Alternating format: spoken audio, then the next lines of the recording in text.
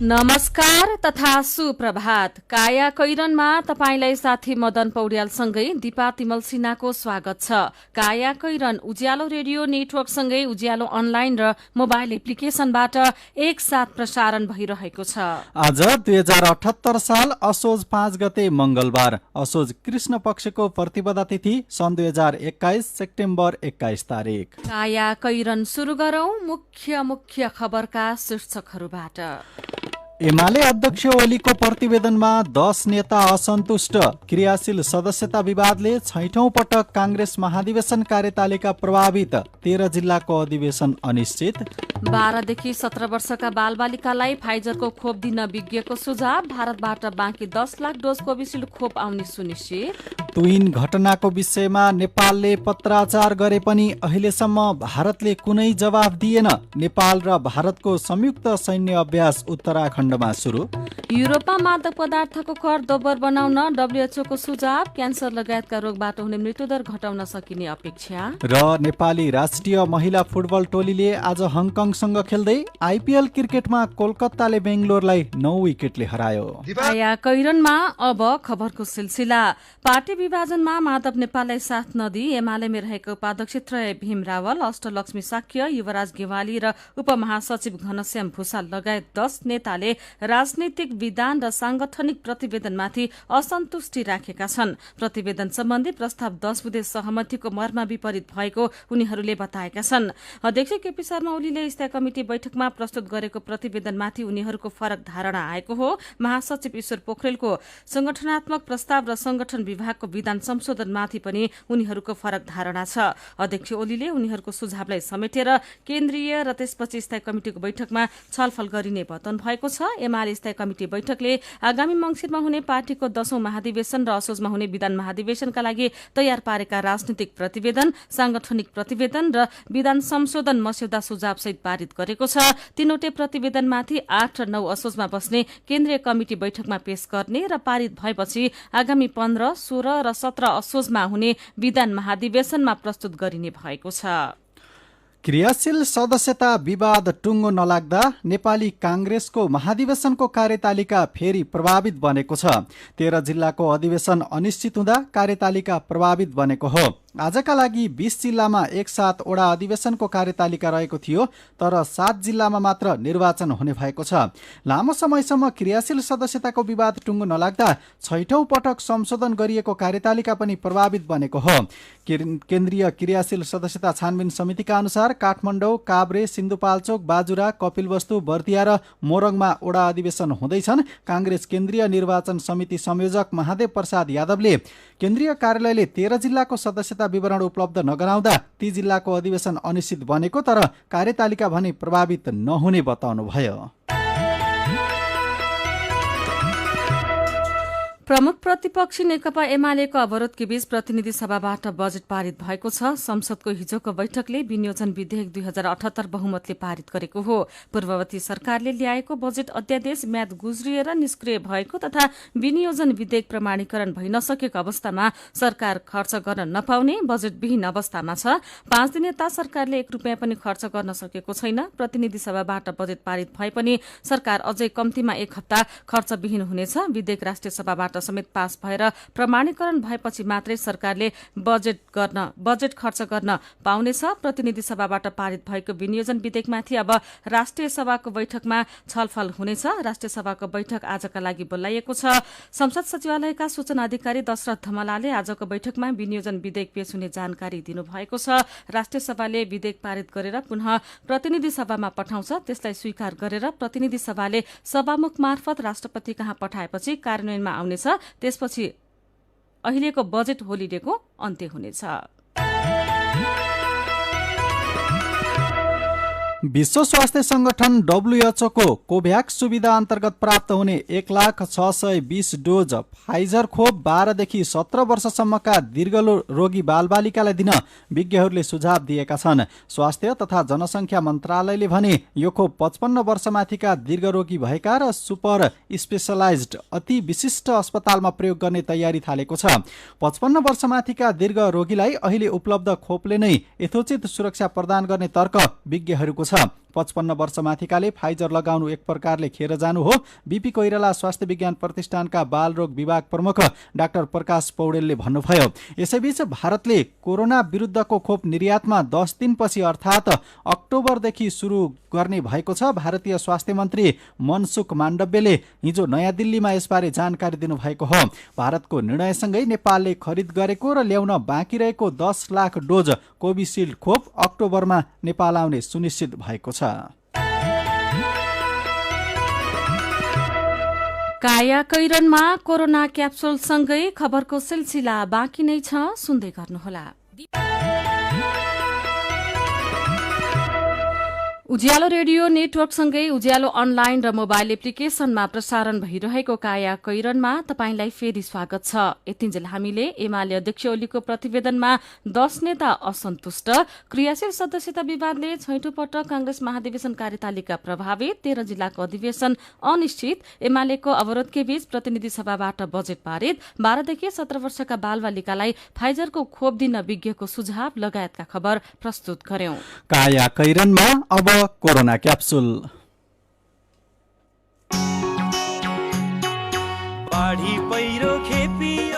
नमस्कार, म कृष्णा ताम्राकार।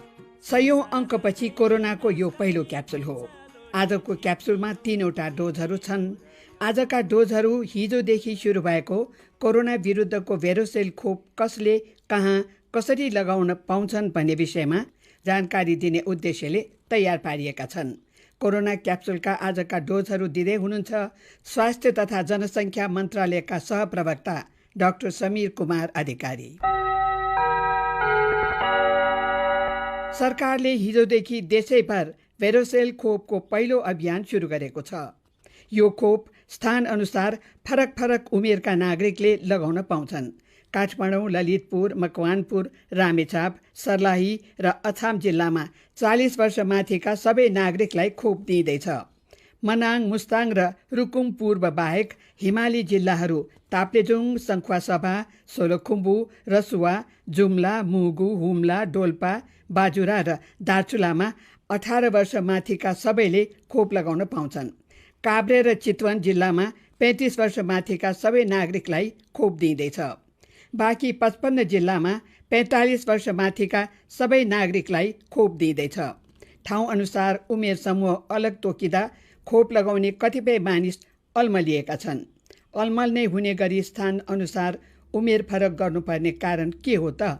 सुनौ कोरोना क्याप्सुलको पहिलो डोज। हिमाली जिल्लाहरूमा खोप अभियान सञ्चालन गर्न जाने स्वास्थ्य कर्मीहरू पटक पटक पठाइराख्नु नपर्ने, सर्वसाधारणलाई खोप लगाउन आउनुपर्ने कुराहरूमा पनि पटक पटक आउनुपर्ने अथवा सम्पूर्ण जनसङ्ख्यालाई लगाइदिने गरी 10 वटा हिमाली जिल्लाहरू 18 वर्ष माथिका सबैलाई लक्षित गरेका छौँ। त्यस्तै गरी जनसङ्ख्याका हिसाबले हामीले 40 वर्ष मात्रै भन्यौँ भने त्यसभित्र पर्ने लक्षित वर्ग अझ कम हुन सक्ने अवस्था भएको हुनाले त्यसलाई अझ तलको उमेर समूहसम्मलाई लक्षित वर्गको रूपमा राखेर खोप अभियान सञ्चालन गरेका छौँ र ठुला सहरहरूमा 18 वर्ष माथिका खोप लगाउन छुटेका विद्यार्थीहरूलाई पनि सहज तरिकाले खोप लगाउने व्यवस्था गर्नुपर्ने भएको हुनाले सबै कुराहरूलाई विश्लेषण गरेर फरक फरक किसिमको तयारी गरिएको हो। पहिलो खोप लगाएकै दिनदेखि धेरै नागरिकलाई दोस्रो खोप कहिले लगाउन पाइन्छ भन्ने चिन्ताले सताउँछ। यसपालि त झन् एकैपटक धेरै मानिसलाई खोप दिइँदैछ। पहिलो मात्रा लगाउँदा खोप सकिएर दोस्रो मात्रा लगाउन नपाइने चिन्ता अहिले झन् धेरै छ। अहिले खोप लगाउनेहरूले दोस्रो खोप लगाउन पाउने ग्यारेन्टी गरिएको छ त? कोरोना क्याप्सुलको दोस्रो डोज यसै विषयमा। दोस्रो मात्रा लगाउनु पर्ने समय र लगाउनु पर्ने खोपको मात्रा सुनिश्चित गरेर मात्रै पहिलो मात्राको अभियान सञ्चालन गर्ने रणनीति सरकारले त्यसै अनुसार हामीले काम गरिरहेका छौँ। अहिले पनि त्यसै अनुसार अगाडि जान्छ। अब आउने खोपहरू हामीले दोस्रो मात्रा सुनिश्चित गरेर दोस्रो मात्रा लगाउने सम्भावित तिथि मिति पनि हामीले हिसाब गरेर राखेर मात्र पहिलो मात्राको अभियान सञ्चालन गर्ने, त्यस अभियानलाई पूर्णता दिने काम गरिरहेका छौँ। यसपालिको खोप अभियानमा 18 वर्ष माथिका विद्यार्थी पहिलो प्राथमिकतामा परेका छन्। यसअघि खोप लगाउन छुटेका 18 वर्ष माथिका सबै जिल्लाका विद्यार्थीलाई खोप दिइँदैछ। तर सबै विद्यालय खुलेपछि 18 वर्षभन्दा मुनिका विद्यार्थी पनि विद्यालय जान थालेका छन्। विद्यालय जाने सबै विद्यार्थीका लागि खोप अनिवार्य आवश्यकता भइसकेको छ। विद्यालय जाने सबै बालबालिकाले खोप लगाउने दिन कहिले आउला त? सुनौ कोरोना क्याप्सुलको तेस्रो तथा अन्तिम डोज। हामीले 12 देखि 18 वर्षको उमेर समूहका बालबालिकाहरूका लागि खोप ल्याउने गरी तयारी गरेका छौँ। सम्भवतः हामीले उस माघसम्ममा त्यो खोपहरू ल्याएर लगाउने काम सुरु गर्न सक्छौँ। चैतभित्रमा सबैलाई खोप लगाइसक्ने जुन लक्ष्य लिएर काम गरिरहेका छौँ, त्यसै अनुसार त्यो खोपहरू आउँदै जान्छ र हामीले 12 वर्षभन्दा माथिका सबैलाई खोप लगाइसक्ने हाम्रो लक्ष्य छ। त्यो चाँडै प्राप्ति हुन्छ। हामीले लिएको लक्ष्य अनुसार समयावधिभित्र। आजको क्याप्सुलका डोजहरूका लागि स्वास्थ्य तथा जनसङ्ख्या मन्त्रालयका सहप्रवक्ता डाक्टर समीर कुमार अधिकारीलाई धन्यवाद र कोरोना क्याप्सुल सुन्नुभएकोमा तपाईँलाई पनि धन्यवाद। लौ त कोरोनाको अर्को क्याप्सुलमा फेरि भेटौँ।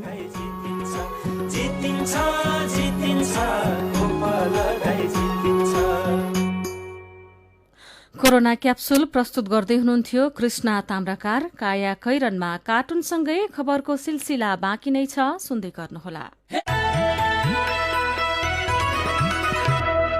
सीधा कुरा प्रष्ट विचार। काठमाडौँमा 90 मेगाहर्ज उज्यालो रेडियो नेटवर्क मार्फत देशभरिका विभिन्न एफएम स्टेशन तथा उज्यालो अनलाइन र मोबाइल एप्लिकेशनमा प्रसारण भइरहेको काया कैरनमा तपाईंलाई फेरि स्वागत छ। अब बाँकी खबर। दार्चुलाको तुइन घटनाका विषयमा नेपालले 2 हप्ता अघि गरेको पत्राचारको भारतले अझै जवाफ दिएको छैन। महाकाली नदी पार गर्ने क्रममा भारतीय सीमा सुरक्षा बल एसएसबीको अमानवीय व्यवहारका कारण नेपाली युवा जयसिंह धामी बेपत्ता भएका थिए। दार्चुलाको ब्यास गाउँपालिका 2 का धामी बेपत्ता भएपछि भारत सरकारलाई परराष्ट्र मन्त्रालयले 2 हप्ता अघि कूटनीतिक नोट पठाएको थियो। तर हिजो बेलुकासम्म भारतका तर्फबाट त्यसबारे कुनै जानकारी नआएको परराष्ट्र मन्त्रालयले जानकारी दिएको छ। नेपाल सरकारले काठमाडौँमा रहेको भारतीय दूतावास मार्फत भदौ 18 मा तुइन घटनालाई लिएर र भदौ 20 मा दार्चुलाको नेपाली भूभागमा बिना अनुमति लगातार भारतीय हेलिकप्टर उडाएको विषयमा भारतलाई पत्राचार गरेको थियो। सरकारले भारतलाई पठाएको कूटनैतिक नोटमा जयसिंह धामी बेपत्ता हुनुमा एसएसबीको संलग्नता पुष्टि भएको किटान गरिएको थियो। दार्चुलाको तुइन र हेलिकप्टरको अनाधिकृत उडानबारे परराष्ट्र मन्त्रालयले भारत सरकारलाई पठाएको कूटनैतिक नोटको फलोअपको जिम्मेवारी नयाँ दिल्लीमा रहेको नेपाली दूतावासको हो। दूतावासलाई भने परराष्ट्रले औपचारिक जानकारी नै पठाएको छैन। भारतले दिएन कूटनीतिक नोटको जवाब शीर्षकको खबर आजको कान्तिपुर दैनिकले छापेको छ। यसैबीच कोरोनाका कारणले रोकिएको नेपाली र भारतीय सेना बीचको संयुक्त अभ्यास उत्तराखण्डमा रहेको पिथौरागढमा हिजोदेखि सुरु भएको छ। सूर्यकिरण नाम दिएको यो अभ्यास 13 दिनसम्म चल्नेछ। नेपालमा पहिलो पटक युरोपेली रोलर नामको नयाँ चराको प्रजाति भेटिएको छ। नयाँ प्रजातिको यो चरा माथिल्लो मुस्ताङ लोमान्थाङ गाउँपालिका 5 मा रहेको अन्नपूर्ण संरक्षण क्षेत्रको 3781 मिटरको उचाइमा रेकर्ड गरिएको राष्ट्रिय प्रकृति संरक्षण कोषले जनाएको छ। संरक्षण क्षेत्रका कर्मचारी रामबहादुर गुरुङले गएको अगस्त 29 तारिकमा पहिलो पटक नयाँ प्रजातिको चराको फोटो खिच्नु भएको थियो। पछिल्लो थप भएसँगै संरक्षण क्षेत्रमा 519 प्रजातिका चरा रेकर्ड भएका छन्। काया कैरनमा अब विदेशको खबर। युरोपमा मादक पदार्थको कर दोब्बर पार्न विश्व स्वास्थ्य संगठन डब्ल्युएचओले सुझाव दिएको छ। मादक पदार्थको कर वृद्धिलाई क्यान्सरको रोकथाम गर्न उपयुक्त र प्रभावकारी कदम हुने अपेक्षा गरिएको छ। डब्ल्युएचओको सिफारिस लागू भएमा मादक पदार्थको सेवनबाट हुने क्यान्सर सहित उच्च रक्तचाप, कोलेस्ट्रोल, कलेजो, मुटुरोग लगायतमा कमी आउने विज्ञले बताएका छन्। विश्व स्वास्थ्य संगठन डब्ल्युएचओका अनुसार 48 लाख क्यान्सरका रोगीहरू वर्षेनी युरोपमा मात्र भेटिने गरेका छन्। सुझाव कार्यान्वयन भएमा 10,700 क्यान्सरबाट हुने थप मृत्यु घटाउन सकिने प्रक्षेपण गरिएको छ। युरोपका 27 देशमा मादक पदार्थको कर न्यून रहेको छ। अब खेल खबर। एएफसी महिला एसियन कप 2022 छनौट अन्तर्गत दोस्रो खेलमा नेपालले आज हङकङसँग खेल्दैछ। खेल नेपाली समयअनुसार दिउँसो 4:30 बजे उज्बेकिस्तानको जेआर मैदानमा हुनेछ। एसियन कपमा छनौट हुने सम्भावना कायम राख्न नेपाललाई आजको खेल जित्नै पर्ने दबाव छ। छनौटका लागि नेपालले आजको खेल जितेर मात्रै पुग्दैन, फिलिपिन्स र हङकङ बीचको खेलमा समेत भर पर्नुपर्ने हुन्छ। तीनवटै टोलीले बराबरी अङ्क बनाए नेपाल शीर्ष स्थानमा रहन सक्छ। यसअघि नेपालले हङकङसँग 2 खेल खेलेकोमा दुवैमा हार बिहोरेको थियो। सन् 1986 मा भएको पहिलो भेटमा नेपाल हङकङसँग 1-0 र 1989 मा भएको खेलमा 3-0 ले पराजित भएको थियो। 14 पटक एसियन कप खेलिसकेको हङकङ फिफा वरियताको 76औं स्थानमा छ। नेपाल 101औं स्थानमा छ। इन्डियन प्रिमियर लिग आइपीएल क्रिकेटमा कोलकाता नाइट राइडर्सले रोयल च्यालेन्जर्स बेंगलोरलाई हराएको छ। युएईमा गैराती भएको खेलमा कोलकाताले बेंगलोरलाई 9 विकेटले हराएको हो। बेंगलोरले दिएको 93 रनको लक्ष्य कोलकाताले 10 ओभरमा 1 विकेटको क्षतिमा भेटायो। पहिले ब्याटिङ गरेको बेंगलोर 19 ओभरमा अल आउट हुँदै 92 रनमा समेटिएको थियो। जितपछि 8 खेलमा 6 अङ्क जोडेको कोलकाता 5औं स्थानमा छ भने बेंगलोर 10 अङ्कका साथ तेस्रो स्थानमा छ। चेन्नई सुपर किङ्स शीर्ष स्थानमा छ। अब केही खबर संक्षेपमा। सँगै राजधानी काठमाडौँ जिल्ला बल्ल साक्षर घोषित भएको छ। साक्षर घोषणा हुने मध्ये काठमाडौँ 55औं जिल्लामा परेको छ। हरेक वर्ष आश्विन कृष्ण प्रतिपदादेखि शुरू हुने 16 श्राद्ध अर्थात् पितृपक्ष आजदेखि पितृका नाममा तर्पण, सिधादान र पिण्डदान गरी शुरू हुँदैछ।